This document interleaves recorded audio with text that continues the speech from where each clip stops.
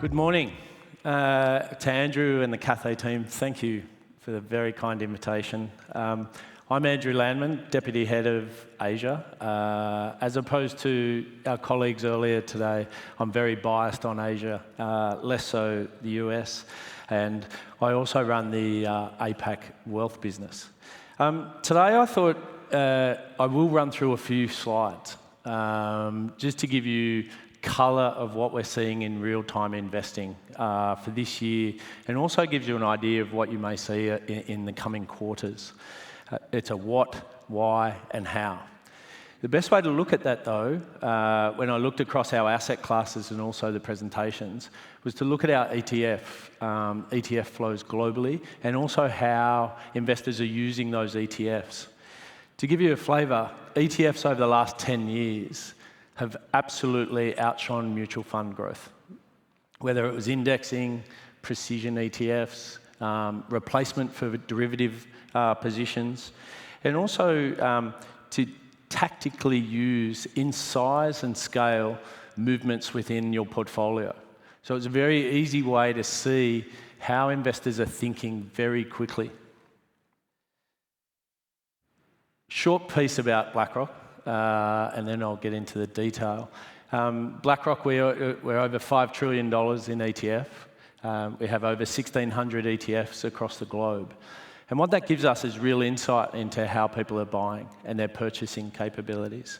It gives us a unique window with Aladdin as well to see where investors are allocating in real time every day. The slides that I will show, though, and I've got a few, so I do apologise for that, and hopefully the Australian accent translates very well in these. What we have is global ETFs rather than just our position. So if I move quickly, and I've changed the slides a little bit, so there's been a lot of talk about US equities this morning. US equities have absolutely remained the net beneficiary across the globe this year. But the interesting thing that we see, in particular in Asia, is the relative momentum in Europe and Asia, ETFs and ETF products, there's actually growing. So there is a reallocation that's occurring behind the scenes that you can see actually in the data. And as the panel before all agreed, data is king. This data shows you that people are starting to think about and citing some concerns around concentration, valuations, policy, and also incremental diversification. I think Andrew started the day with talking about the word resilience, and this actually gives you that resilience, having that diversification. If I take it a step higher, and let's just look at APAC investors in their multi-asset portfolios.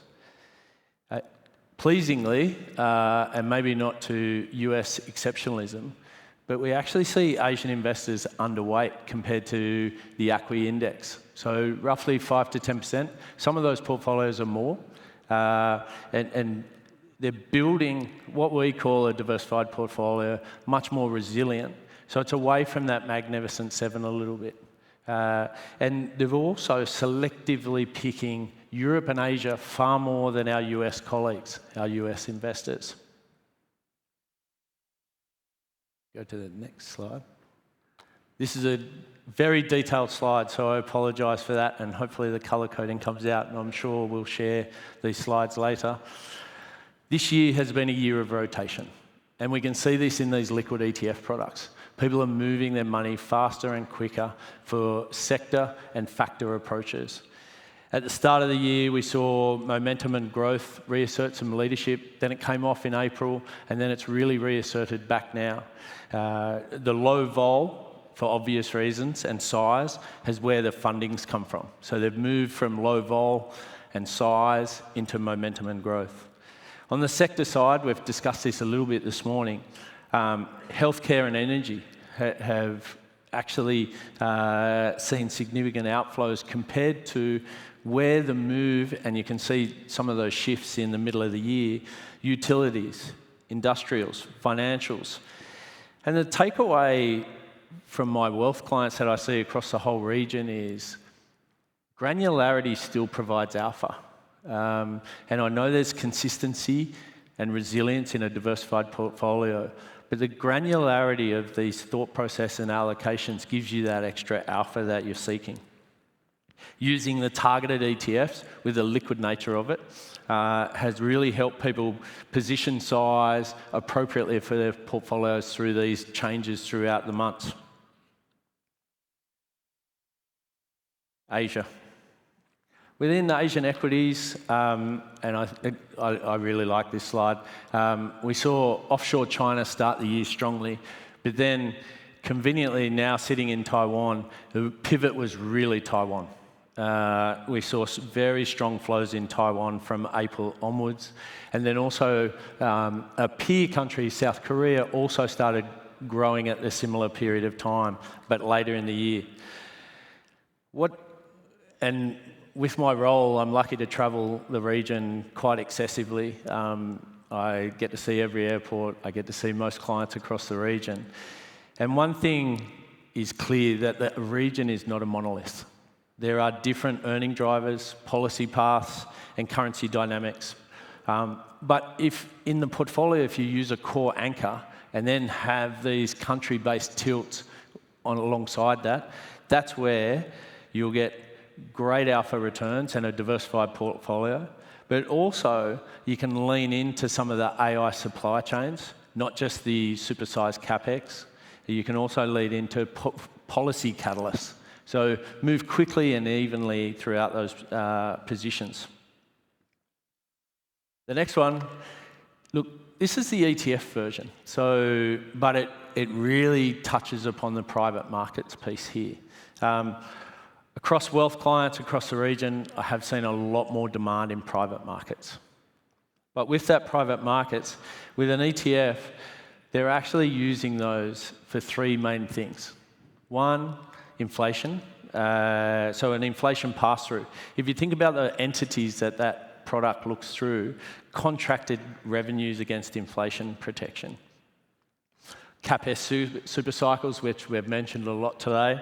But that's not just AI, that's defense, it's energy, which support long duration cash flows. So very stable. I think the word being comfortable has been used today in terms of that income flow. The other piece that they've been using it for, which is a really interesting piece, is as wealth clients and distribution partners are growing their private market capabilities, there's an interesting aspect of capital calls. So capital calls are required, funding is required, and what's happening is a lot of our wealth clients are using the ETF as the proxy to continue to make sure that portfolio is fully invested throughout that period. So it's a really good proxy tool in those periods that you're waiting for the capital to be called. Here we go, fixed income. Fixed income's been talked about a lot today. Core, I've heard the word boring, average. Is it the time for income, fixed income? We still believe fixed income is absolutely a core position in the portfolio. But through the ETFs, we've actually seen an exit out of the longer duration and move more to the shorter to medium term duration. With rate paths uncertain, I think the carry and convexity and removing some of that tail risk of the long duration has really been that trade on I think your left-hand side there. Second, people have been adding some EM debt. So I really think that the Asia-based investors are more willing, they're more accepting of the EM debt. Also, where currencies are and the USD softness, we've actually had a FX-linked total return. So it actually looks quite attractive to add EM debt into that core portfolio. If we zoom in a little bit more on fixed income, and I think it was mentioned in the last presentation, credit. Asian investors are actually underweight the government bonds. So they have moved more compared to global ag to corporate credit, including EM credit. And this goes back to the commentary around where are you getting your income from? I think, within BlackRock, when I present to my global peers, the drive for Asia to have income and consistent income is a theme that is not as well resonated in Europe and the US. It's a real persistency of income and a good return on that, which gives your portfolio a greater resilience, less duration fluctuation, but it also gives you the opportunity to add the longer term duration later if you look at those portfolios. The fun one. Everybody talks about gold. Yes, gold plays a very specific part of a portfolio, but a lot of people forget its poor cousin, silver. Silver's also had the similar run. Silver's used in a lot of production for other assets too. So when you think about adding precious metals, there's a combination that can occur. It's not just a gold story, although that's the headline.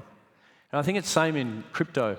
We've seen the rise of Bitcoin, although over the weekend we had a little bit of a wobble with policy. And Ethereum also has, as a brother of Bitcoin, if you like, has also grown in a similar fashion.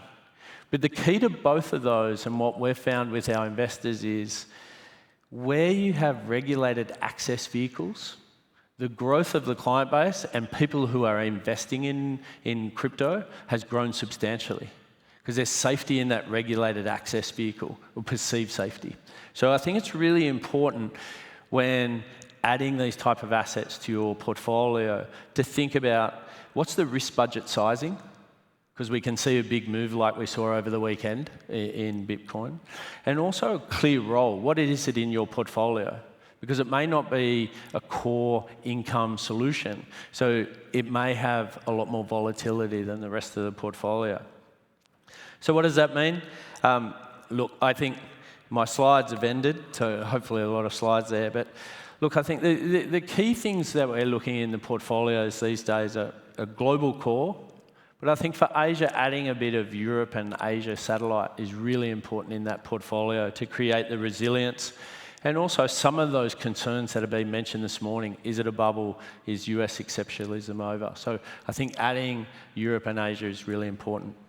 Factor and sector agility. We can see in the returns, having some nimbleness. I know it's not just a sit and forget. But there are some tactical moves you can make to improve the performance of the portfolio over the next period. Listed real assets, obviously for inflation. Proxy for having a private market position. You can use liquid vehicles or public market as proxy during those times. And then obviously the fixed income barbell, bringing back that long duration to medium to short term duration, appears to be a good trade for the resilience at this point in time.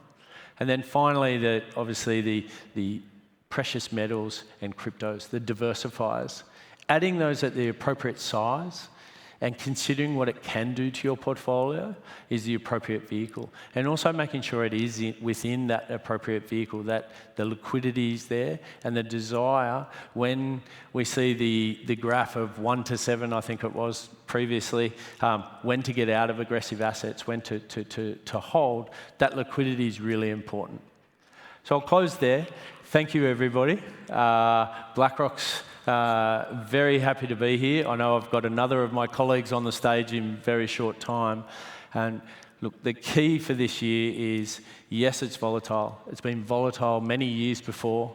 We've seen cycles many years before. But having that diversified portfolio, having the right liquidity in your portfolio, and looking for the long-term investment will drive a better outcome for all your end clients. So thank you.